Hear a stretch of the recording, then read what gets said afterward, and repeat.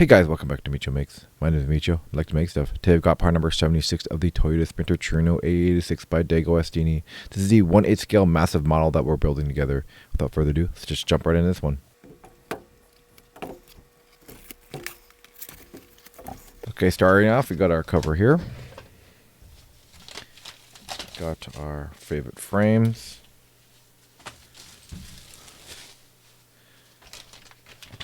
Got our parts here, and it looks like it's going to be a back panel behind the in the trunk a little bit there. And we've got our magazine. Let's take a peek at the magazine right now. All right, let's check it out. Okay, I did look at this a little bit in depth just with my Google Lens to kind of get a better sense of what this issue is going to be about. But it's about Nissan and utilizing the Nissan March and kind of evolution of these vehicles too as well. You can go ahead and pause and read this if you'd like. I want to make sure this is in frame for you and in focus. That's kind of the biggest thing. But go ahead and take a look at that if you'd like to read about the magazine. A lot of cool. What's really cool is that it's kind of an encyclopedia. They call it the AE86 Hachiroku like encyclopedia. So if you want to learn some more information about kind of even the rivals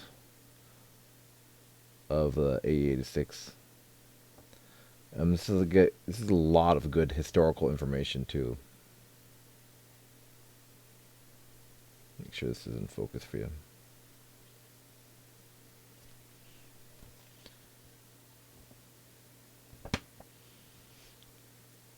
Really, Google Translate has been such a game changer in even buying vintage magazines and books and being able to read them without necessarily having to get a massive degree in Japanese or other languages. Being able to just quickly identify certain languages, and you can even read like stylized languages too as well. Been super helpful. Because a lot of this information is not available in English, so natively. So this actually takes a lot of that out of the equation. Okay, and that's the Nissan section. Looks like we get a little section on the Starlet too as well. I'll let you take a look at that.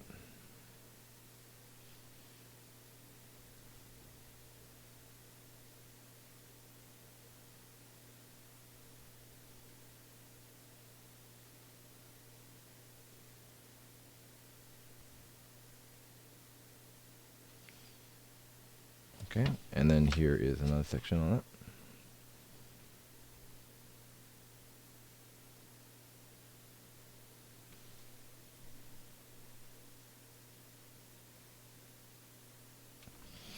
Don't know too much about the Starlets, but they're always really cool to kind of see those kind of hot hatches like that. And we jump right in the part. So this seems like a pretty short part. There's not very many steps involved, which is not a bad thing. So it looks like we're going to be just attaching these plastic pieces on there, a back panel piece too, and really that's it. So it should be pretty quick, but let's take a look at, well, look at that. Take a look at this article real quick. Okay, and this article actually focuses on Gymkhana, which is kind of a autocross style racing, where it really does test a lot of technical moves that I've seen. There's a really kind of big viral video of it's a Caterham, like what do you call the gosh, I can't remember what, but it's a Caterham, and it does this course where it has to like go in and park just like that, where it, I have to do a 360 around the cones, park, and then come out really quick. And you can see, Caterham Super 7. See how like technical these are in regards to braking, handling, being quick execution for the driver, being able to park, head in and then maybe back in and be able to get out too as well. So seeing technical ability just like that, other than just driving as fast as you can and trying to maintain lines for endurance racing or loose gravel. That's a really great thing about motorsports in general, is that there are a variety of different things, whether it be super high powered supercars with like 2,000 horsepower, or even ones that are like the 86 or even smaller, that you can race those, stuff like that. And this is a very different kind of setup you would do for any kind of vehicle that you would want to run, because you have to have be light but also be fast, and the technical skill involved is really pretty awesome. So take a look at that if you want to read up about Gymkhana, and about how motorsports should have evolved too as well. So that's cool. But anyway, let's jump into the part right now.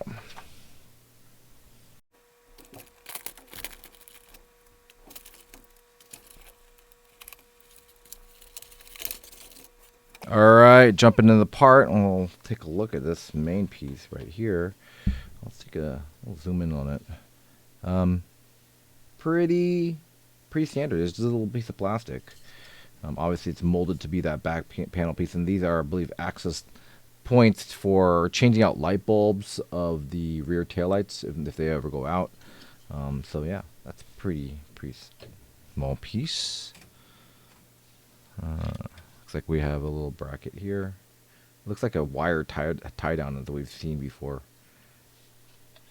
Got another piece here. This might be actually the hatch latch.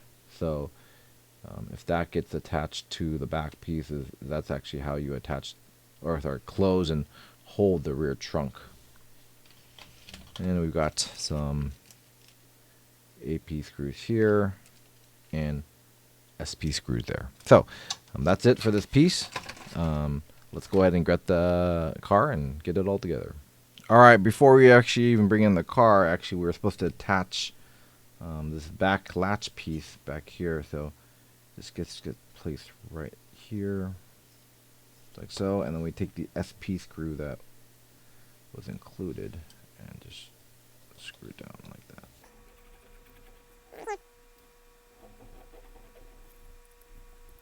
All right. Then we take this piece that we had previously.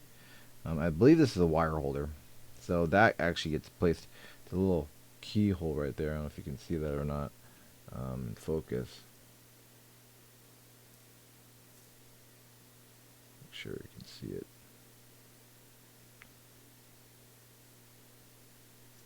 Oops.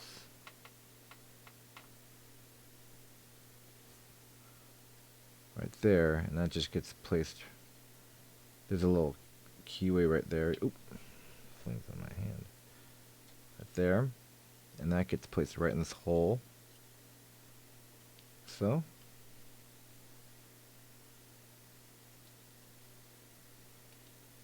And then we take another SP screw and screw this one down.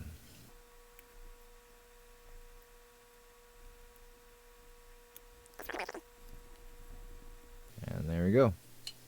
That is the amount that we're doing for this panel piece here. All right, moving on to the body here. So we're actually taking this back panel piece. I'll zoom out real quick. Back panel piece here. And it looks like it's going to be going, obviously this is going to be an interior piece right there. And looks like we've got a couple keyways here. We've got little points there. I'm just going to have to slide this thing in. There, and right there.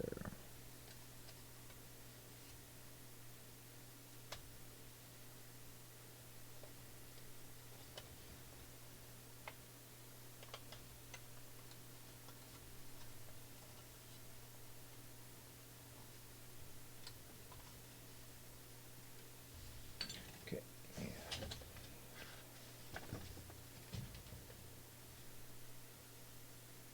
Alright, so we got, once we get those 2 points in, I'll make sure this one's more secure too as well on this side.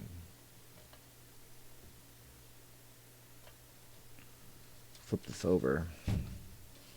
Gotta make sure that these kind of align on the bottom right here.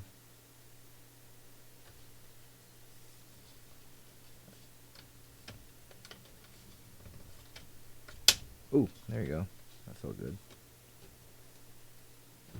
Nice and solid. There you go. Look at that. Get the point installed there. Point installed there. And we've got our holes aligned there. Alright, let me turn this on so you can see. But we're going to be using these AP screws and screwing these 4 holes in there.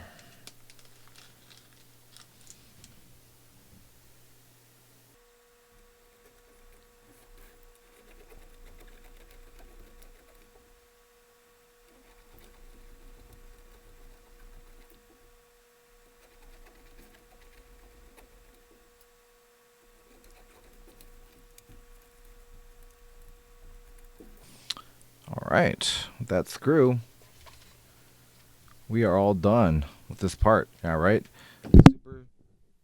super short part. But let's take a look at it. It's a necessity, right? The spare tire is going to go in here. The trunk's going to go this way. But you can, again, take a look at that detail. Let's zoom out. Take a look at that detail. God.